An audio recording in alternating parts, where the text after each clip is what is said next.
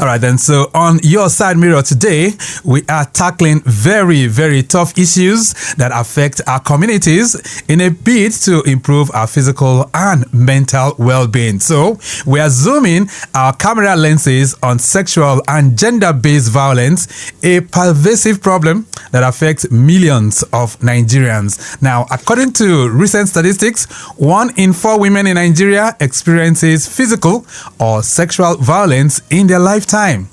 The National Demographic and Health Survey, as the NDHS 2018, reports that 31% of women aged 15 to 49 have experienced physical violence, while 6% have experienced sexual violence. In response to this crisis, various organizations and government agencies are working tirelessly to provide support services, raise awareness, and advocate for policy changes. And one of such government initiatives is the Lagos State Domestic and Sexual Violence Agency, DSVA. And joining me on the program this morning to reflect on the roles of DSVA in sexual and gender violence prevention and support is Titilola Vivour-Adeniyi, who is the Executive Secretary of that particular agency, and she's linking up with us on the phone line. Madam, it's nice to have you join us. Good morning. Morning, Mr. Victor. Great to be here. Wonderful. All right, so we'll come to some of the interventions that you are bringing on board to prevent DSV, that's SGBV, that's sexual and gender-based violence. But first things first, very recently, I know your agency came up with some detailed statistics on the prevalence and perhaps the rate of sexual and gender-based violence that we have in the state in the past 1 year. Can you just run us through that? All right, thank you so much. So on the 30th of August, we addressed the press via media parley, intimating the press of our activities between August 2024 to August 2025. Right. And that's the way we kick off our awareness month, which is the month of September. And it's important that we continue to keep the press abreast of our activities and our interventions so that it can help us amplify our zero tolerance message. Right. So we informed the public that in the period under review, the DSVA received a total of 8,692 cases, bordering on domestic violence, sexual violence, and other forms of gender-based violence. Right. Out of that figure, 5,063 were reported by adults, and 3,629 were reported by children. Interestingly, we've seen an increase in reportage from men. Okay. Last year, we attended to about 334 cases from men. This period under review, we received 978 cases from men. Yes, and I'm going to interrupt you there because while I was having a conversation with my colleagues this morning, they will also bring up the fact that, yes, it's not just women that are being abused in this direction. Men are coming up these days. So you're saying we're having a kind of dramatic rise in this regard? It's a slight increase. Last year was 10%. This year is 16%. So it's a slight increase. Right. Okay, yes. So these records speak to a whole lot in terms of the prevalence of sexual and gender-based violence still in Lagos. But from what you see, the consciousness level, Lagosians getting into it to realize that this is a crime and perhaps the response to it as well? Oh, yes. The perception is changing. And we've just recently commissioned the research on the perception of SGBV. We want to engage with Lagosians, understand if we are really winning the war, because what we're trying to do really is to change and reorientate mindsets, right? We want to shift the behavioral mindset, because that's really where the challenge is. Right. And then we're also seeing increase in reporting from mandated reporters. Mandated reporters are basically busybodies, whistleblowers, people that see something, say something, and ensure that we're able to do something. And so that's showing, that is giving credence to the fact that Lagosians are seeing the importance of what it is we are doing. Right. And they also appreciate their role in ensuring we're able to provide holistic support to survivors. Right. So let's look at it now and bring it down. The kind of violence that we're talking about here. So we're talking about sexual violence. We're talking about what other kind of violence again? So majority, about 79% of our cases are actually domestic violence. And when we talk about domestic violence, we're talking about intimate partner violence, physical abuse, emotional abuse, verbal abuse, stalking, harassment, forceful rejection from the home, economic abuse, etc. So it's important for our listeners to know DV, domestic violence, is not limited to physical abuse. Right. So, and then, okay. Yes, go ahead. Go ahead. Okay, so followed closely with that is failure to provide necessaries. That's where a parent has the wherewithal to provide necessaries, but they fail to do so. It's actually a crime against the state, and it's also a violation of the provisions of the Child's Rights Law. And then, of course, we have sexual violence. When we talk about sexual violence, we talk about the offense of rape. We talk about the offense of defilement. Defilement is having sexual assault with a sexual activity with a child. Right. Of course, a child is anybody below the age of 18. Offense of rape involves an adult. Then we have attempts. A person attempts to commit the offense of rape but was not successful. We will not say go and sin no more. It's a crime that attracts up to 14 years imprisonment. And so we have that as well. Then there's an emerging trend. It's referred to as revenge porn. So this is where maybe a relationship goes sour and the aggrieved partner threatens to release the nudes of their intimate partner. So that's a very worrisome trend that we have noticed. We got about 39 of such cases in the period under review. All right. We'll talk about the channels where people can report all of this, but I need you to give me one or two scenarios or perhaps one or two touching cases that must have occurred in all of these numbers that you've given in the past 1 year. Are there any cases that come to mind that you can share with our listeners right now? So all the cases are touching. They are very deep, very intimate, very heartbreaking, because especially when you're talking about domestic violence, these are people that at some point there was love, isn't it? There was love, there was friendship, and then I don't know if it's all of a sudden, but then we start seeing that the relationship degenerates.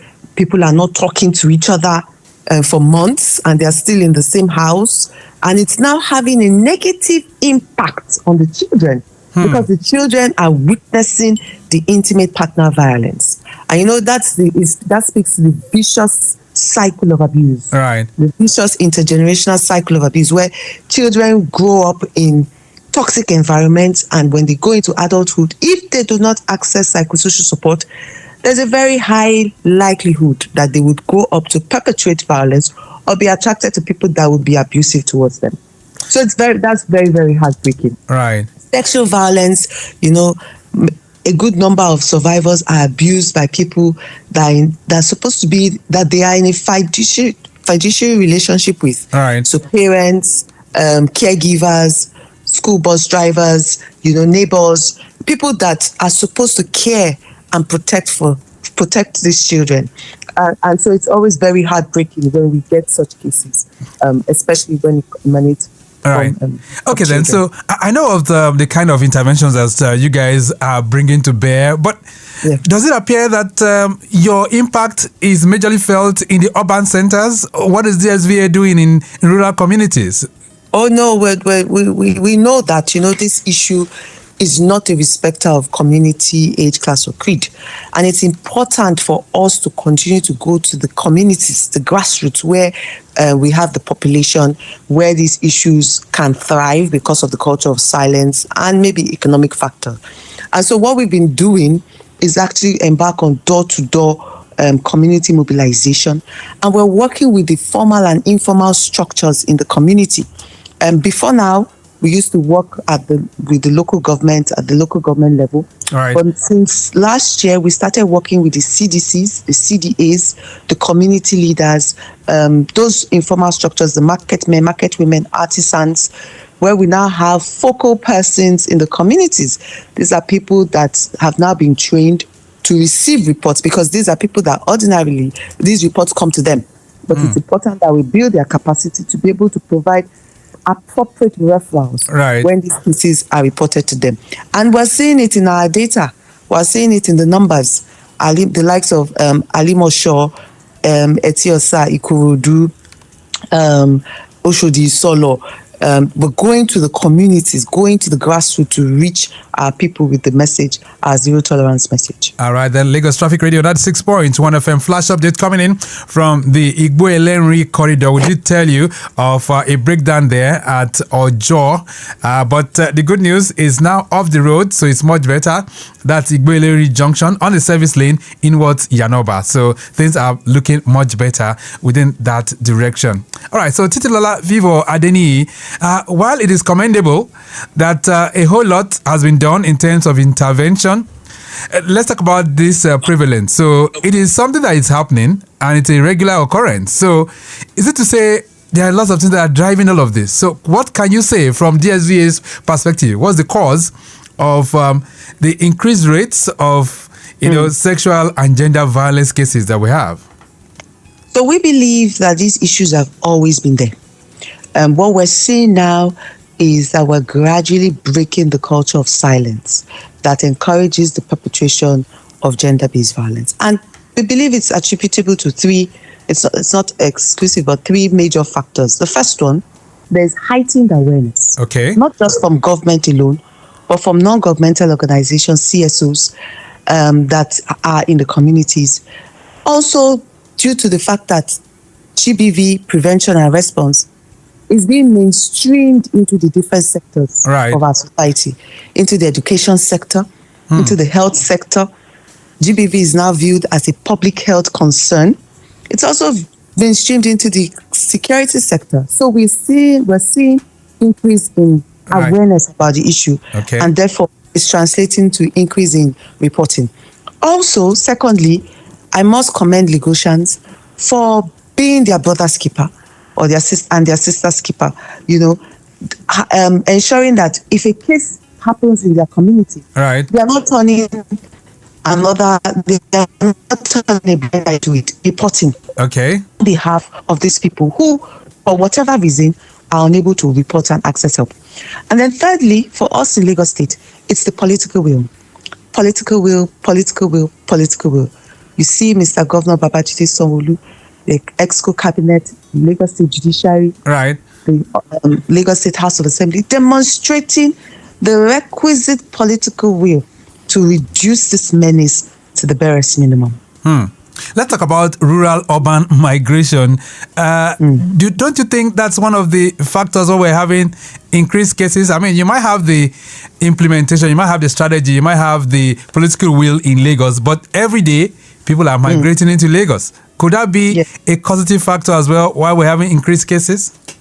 So Lagos is a melting pot, isn't it? It's a cosmopolitan state. It's like the London for some people. And so, yes, we appreciate that people are coming from different parts of the country with their ethos, with their socialization, with their values.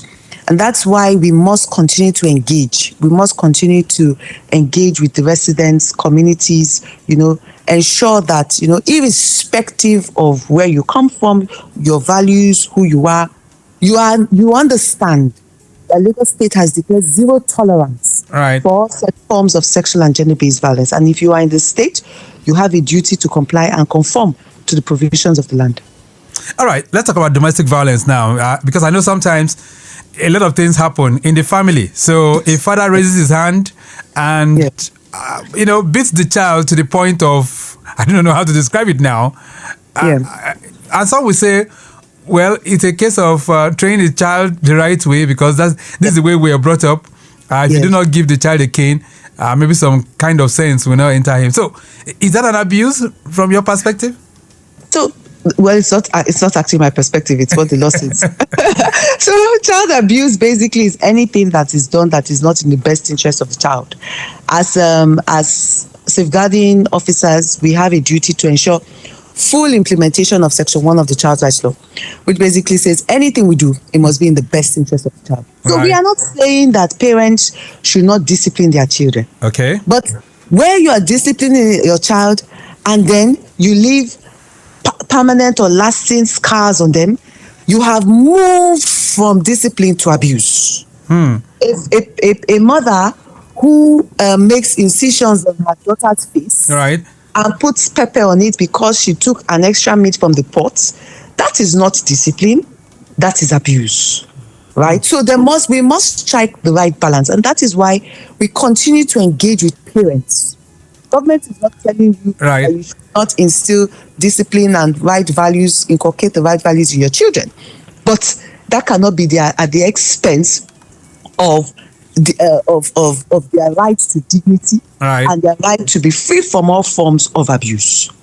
Let's talk about intervention services right now. I know that DSVA has been doing a whole lot in terms of awareness, but what support services does DSVA offer to survivors? But before then, even before we talk about the support services now, Vivour-Adeniyi, let's reflect a bit on the impact and, of course, the consequences of sexual and gender-based violence on a state like Lagos and, by implication, on Nigerians in general.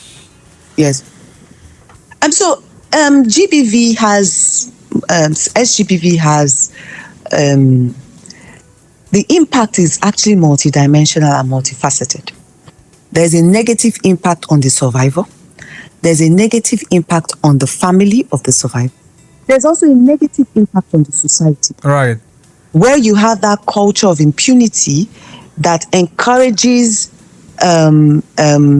people to perpetrate violence and think they can get away with it. That is a clear aberration of the rule of law. And so it's important that, we understand that this issue, not just the person that has experienced it, that bears the brunt. The entire society bears the brunt of it. Behind every statistic is a person, is a human being, is a destiny, is a future, is a family.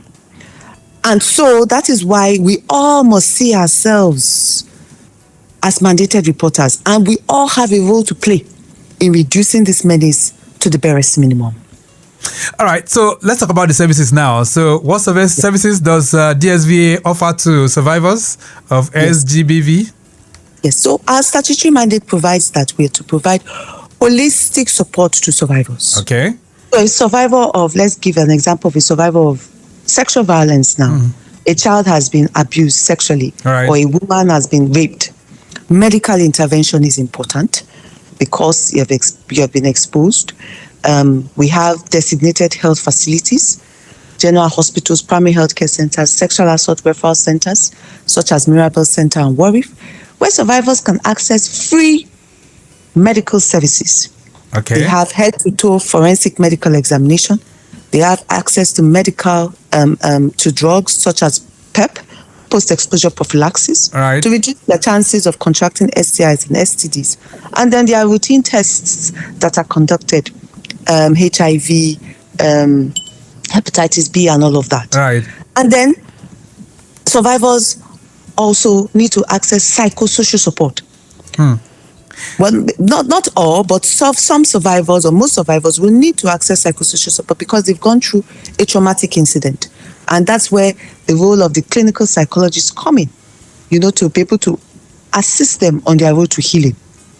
Some survivors of sexual violence may also need to be empowered in the sense of perhaps the case has gone viral and the whole community is aware of the situation. It's important for such survivor to be removed from that environment. Okay. So that their healing process is not tampered with. And then, of course, access to justice. We're talking about a crime. A crime has been committed. And so it's important for the perpetrator to be brought to book. And that is where the intervention of the police comes in to ensure that they conduct proper investigation and the Ministry of Justice is able to prosecute at the High Court. So survivors require a myriad of services. Legal support, medical intervention, psychosocial support. They need to be empowered and, of course, access to justice. All right, then Lagos Traffic Radio 96.1 FM. This is Your Side Mirror. And this morning, we are reflecting on the roles of the DSVA, that's the Domestic and Sexual Violence Agency, in preventing and, of course, providing support for survivors of sexual and gender-based violence. And if you're wondering who's speaking with me on the program this morning, I have the Executive Secretary of that particular agency, Mrs. Titilola Vivour-Adeniyi. Getting back to the roads, we did tell you if you're trying to connect the island from the mainland this morning, the major connecting points are still looking good. The Third Mainland Bridge, even though it's looking good, but of course, do not forget there's construction work ongoing at Ifako Ogudu. But beyond that point, inwards Yanowuru, things begin to get better. If you're connecting from the Bagada end as well, it's also looking pretty smooth. Ikorodu Road, not bad at all. And the Igbo-Ileri corridor, we did tell you that there was a broken down articulated vehicle there, but it's now off the road. We're still tracking the one at Yanoba, inwards Mile 2. There's another breakdown there, an articulated vehicle that lost its brakes. So that one is also receiving attention, and we'll be letting you in on much more as it relates to your movement. But if you want to join the conversation this morning as we reflect on sexual and gender-based violence issues, feel free to connect with us. We have the Executive Secretary of DSVA on the program. So if you have any questions for her, feel free to connect with us. And that's on 080 99120777 and 091 5387 7127. Okay, that's 091 5387 7127. And of course, we'll be there to pick it. You have a call? All right, hello there. Hello. Yeah, good morning, Victor. Yeah, good morning. Yeah, Comrade Daniel. Yeah, Comrade Daniel, it's nice to hear from you. I have Titilola Vivour-Adeniyi on the program. Yes, good morning, Mrs. Adeniyi Vivour. Good morning. Yes, go ahead. Victor, I want to ask your guest, the victim of domestic violence, what are the measures taken to rehabilitate them when issues of this are reported to the agency? And secondly, how do they counsel such persons in terms of people, stigmatization, stigmatizing those people involved? And thirdly, the issue of those who are untouchable, the top in the society, who are involved in this domestic violence. How do the agency deal with such people in the society? Great. Thank you very much. All right, thank you so much. 09153877127. 09153877127. If you want to connect with us, Mrs. Adeniyi, you heard what you said there. Yes. How do we rehabilitate survivors of domestic violence? Yes. Yes. Thank you so much, sir, for the question. So I did say that our services are holistic in nature. So a survivor that has experienced domestic violence has come to report.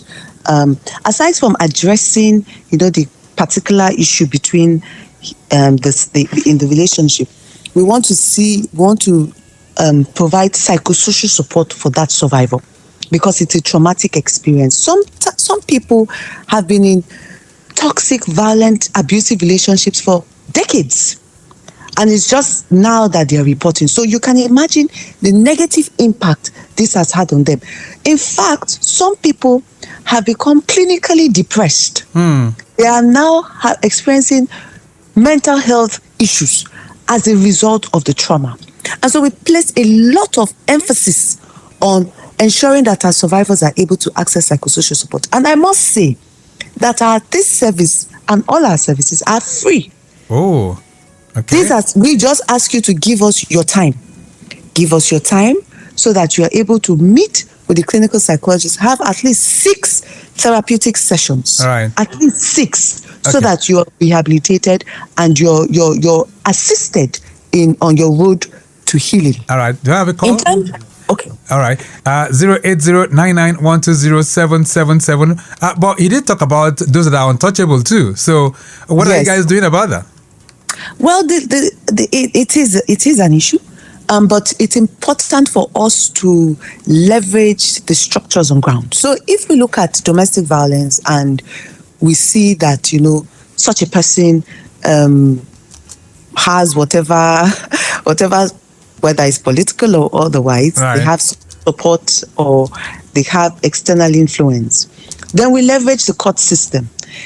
It's important for us to know that there is a law, the Protection Against Domestic Violence Law, 2015, that allows and encourages survivors of domestic violence to approach the court and obtain what is called a protection and a restraining order. Right. Now, that process, the entire proceedings most times are heard in camera in the chambers of the court, or the magistrate or the judge. So that confidentiality is guaranteed as well.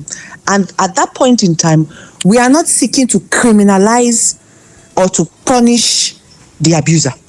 What we are seeking to do is prevent a further reoccurrence of DV and ensure that certain aspects are addressed, perhaps accommodation, education, maintenance, upkeep, etc. All right. So we leverage the court system for such kind of cases. All right, then 09153877127. We're talking sexual and gender-based violence issues this morning, and the Executive Secretary of DSVA, that's the Lagos State Domestic and Sexual Violence Agency, is taking us to the classroom. Some of you are commenting. This one says, "Good morning, Victor. Many people keep quiet because they feel nothing will happen if they speak up. How do you change that mindset?" But let's take this call. Hello there. Good morning. Yeah, good morning. All right. What's your name? My name is Jide. Jide, where are you calling from? I'm calling from Oregon. Great. All right. Go ahead, Jide. Yes, I just want to ask again for girl dad. As a girl dad, I'm worried. I don't want my daughter to be, Defiled. subject to sexual abuse and all that in school and all this stuff. What are the signs that we can see, or what are the signs to look out for as parents, to know that such a thing might be happening or not? Great question, Jide. Thank you so much. Thank you. Great question, Mr. Jide. So usually there's a change in behavior in the child. Okay. As parents, as caregivers, we have to be extra vigilant and observant. There's usually a change in behavior. Perhaps the child used to be, very bubbly, life or party. All of a sudden, the child is withdrawn. Okay. The child is apprehensive of a particular person. Go and greet Uncle so. The child is refusing to leave your presence. There's a sign. Instead of you to beat the child and push the child, call the child aside. What is going on? What happened? Why don't you want to go and say hello to this person? You might be surprised what that child will disclose. Oh. There are also things like regressional milestones. Maybe a child has stopped bedwetting. All of a sudden, the child resumes bedwetting. It's not necessarily that it's happening, but it's an indication that something is happening. The child is petrified about a particular individual. The child has become is exposed to sexual activity. It's important that as parents we realize that a perpetrator of sexual abuse doesn't just see the child today and abuse the child today. Right. There is a process called grooming. The pedophile, the perpetrator, grooms the child, wins the trust of the child, and then exposes the child to sexual activity. Some start off with exposing the child to pornographic content, and then eventually to the sexual activity. Which is quite unfortunate. But let's take some more reactions. 09153877127. Yes, the first reaction was say many people keep quiet because they feel nothing will happen if they speak up. How do you change that mindset? Domininu is sending that one in from Oshudi. Another one here says, "Good morning, Lagosians." Okay, let's take this call first of all. Hello there. Hello, sir. Good morning, sir. Good morning. Yes, my name is Femi. I'm calling from Magodo. All right, Femi from Magodo. Go ahead. Yes, please. I wanted to just also add that, in this part of the world, Africa, because of the large majority of poverty, sexual abuse is not going to be, I don't think it's going to be from a place of where the child doesn't want to see an uncle. I think the more the child wants to keep on seeing that uncle, especially when you see your young daughter is carrying iPhone 15. But that's what we see mostly in our young kids these days. It's not about fear now. They've already groomed them so much, they give them what their parents cannot give them. When you see your child always wanting to go out, see your child with a bigger phone than you, that is the first time of your child already being abused. But maybe because he's getting financial gain, he's not going to complain about it until he goes south or until she's abandoned or something. Okay. Thank you. All right. Thank you so much, Femi, for that. What do you make of that, Titilola Vivour? I didn't hear him clearly. I think he said something. Okay. It's much more of the poverty level is such that that uncle will be giving that child or that daughter money that might be irresistible, and so that might also feel the issue of this sexual abuse. So I think that speaks to the upbringing. So what have you told your child to do if somebody gives you money? Are you to spend it or are you to come and show the parent? Right? So when a parent sees that this child keeps coming back with an amount of money, then the parent has a duty to go and meet this uncle. What is going on? Why do you keep giving this child money? Because I agree with him, that's an opportunity that such an uncle can take advantage of. All right, let's see if we can take more reactions. Yeah. Hello there, good morning. Hello. Okay, we lost that. This one says, good morning, Lagosians. How do you handle cases where the abuser is a family member? Family member, and the survivor doesn't want to disgrace the family. Mr. Jimo is sending that one in. Jimo, thank you so much. What would you say to that, Titilola Vivour? Yes, it does happen. We have cases of incest. That's where the father is sexually abusing the daughter, or a stepfather or an uncle. It does happen. And then sometimes we even have situations where the mother of the girl is aware that it is happening, but she tells the child to, keep it under wraps. So it does happen. So what we do is we come in, we assess. We do this in partnership with the Ministry of Youth and Social Development. We have social workers that go in and assess. We remove the suspect and then assess if it is safe for the girl to remain in that setting, especially if the mother is complicit, because we know that may even affect the prosecution of the case when the case gets to court. All right. So government can come in, remove the child for a while, and then place the child with another trusted family member. All right. And then we've also had instances where we see that, that woman herself is a victim of domestic violence. And so we always say that a person in shackles, it's very difficult for a person in shackles to free another. That's very true. So we work on that woman as well to assist her to come out of the violence. All right, 09153877127. Well, it's a topical issue. Lots of you are really commenting. This one says, good morning, sir and Mrs. Vivour. Are there any channels at which men can report cases of domestic violence at your agency? Sheung from Akute is sending that one in. Another one here says, what if underage child meets a grown-up adult, being man or woman? The underage wanted the adult to have sex with him or her. Can you say it is sexual violence or abuse? That is underage. The underage is the one asking the adult for sex right now. It says, yes. my name is Hope from Ikeja. Hope, thank you so much. So if you have that kind of scenario, Vivour, what happens? Okay, so the first one, yes, it's the same channel. There's no discrimination. We are for both genders. So men experiencing violence can reach out to us on our toll-free line, 08000 333 on social media. They can walk into the office, whatever channel that they are more comfortable with. They can use to reach out to us. Now, for a child that is going that is soliciting for sexual, an underage. Now let's put another age. Let's say 15, 16-year-old now. And so yes, that's still a child. A child is anybody below the age of 18. Okay. Right. It's under the law. It's clear. A child lacks the capacity to give consent, even if he or she is the one that initiates it. So, as an adult, you will not say, "Oh, she came on to me" or "he came on to me." If you engage in any sexual relationship with a person below the age of 18, and it involves penetration, guilty of a felony, liable to imprisonment for life. So it doesn't matter if she's the one that is luring you. It is immaterial. All right. Is the law being fair in that regard? Well, until the law is changed, that is the provision of the law. Section 137 of the Criminal Law of Lagos State, Section 260 of the Criminal Law of Lagos State, and of course, relevant provisions of the Child Rights Law of Lagos State. All right, let me take some more messages. This one says, "Good morning, Ma. I am Jumoke. Please, Ma, if someone is being abused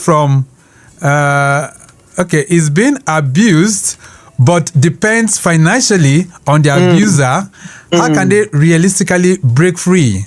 Thanks." Okay, Jumoke, thank you for that question. So how can they do that? It is an issue. And so that's where we talk about support services, holistic support. Government will not be able to restore you to how you were before, but government is there to support you to be able to stand so that you don't go back to the abuse. And so that's where we have skills acquisition programs, empowerment programs run by Ministry of Women Affairs and Poverty Alleviation, Lagos State Employment Trust Fund, Office of Civic Engagement, and then DSVA, we have a trust fund for high-risk survivors, where we provide grants to high-risk survivors for purpose of business, accommodation, health intervention, and even education. So we don't just say speak up and speak out. We are there to support. All right. One more question before we begin to round things up. This one says, "Good morning, Victor. Does DSVA do anything to rehabilitate or reorientate offenders, or is the focus only on survivors?" You didn't put your name, but thank you so much. Solid question. So we do. The answer is yes, is an affirmative. And for sexual violence, we actually go to the correctional facilities and we engage with sex convicts, because not all sex convicts will be in custody for life. Some people are there for 3 years, perhaps because of the offense they committed, sexual assault, which attracts 3 years, or sexual harassment. And we know that there's a high level of recidivism if they come back, if they are reintegrated if they come back into the society and they're not able to access psychosocial support. So for the past 2-3 years, we've been doing that with the correctional facility. All right. For domestic violence, in a case where the alleged abuser admits, you cannot provide service to a person who is saying he did not commit an offense. Right. But in a situation where the abuser says, yes, I agree that I have a problem, of course, we have our clinical psychologists work with them to assist them either in terms of anger management, coping mechanisms, improving their communication skills, etc. All right. So we do that where the perpetrator admits to perpetrating violence. Let's begin to round this one off. Okay. Aluko Isaac says, "Good morning, Victor. Kudos to our guest and the agency she represents. Please, what efforts are in place to get down to the grassroots and involve community leaders?" I know you are a community advocate. It says too, is there a way most of the community-related programs can be syndicated on all radio stations? Keep up the good work. Oluwaloko, thank you so much for that. Anyway, I know you talk about some of your collaborations, but time is not really our friend this morning. Yes. What's the numbers that people can call if they want to report any sexual and domestic violence issue to you? Thank you so much. 08000 333 08000 333. Toll-free line, accessible 24/7. Right. We've just recently relaunched our USSD short code on MTN, *6820#, *6820#. Available only on MTN for now. All right, then. We'll leave it at that for now. Definitely, we'll still continue this conversation very, very soon. Definitely. But Madam, it's nice having you on the program. Thank you so much for connecting with us. Thank you so much. Okay, then. So we've been able to reflect a bit on examining the roles of Domestic and Sexual Violence Agency, DSVA, in sexual and gender-based violence prevention and support. And Titilola Vivour-Adeniyi, who is Executive Secretary of that particular agency, has taken us to the classroom. We have to go. Mike James has produced the program, as usual. Maximum shout-out going out to Remy Aluko and Daniel Downsey of our social media unit. Our executive producer is Tayo Akonle. My name is Victor Oteri. Have a splendid day. I'll be back by 10:15 for the benchmark.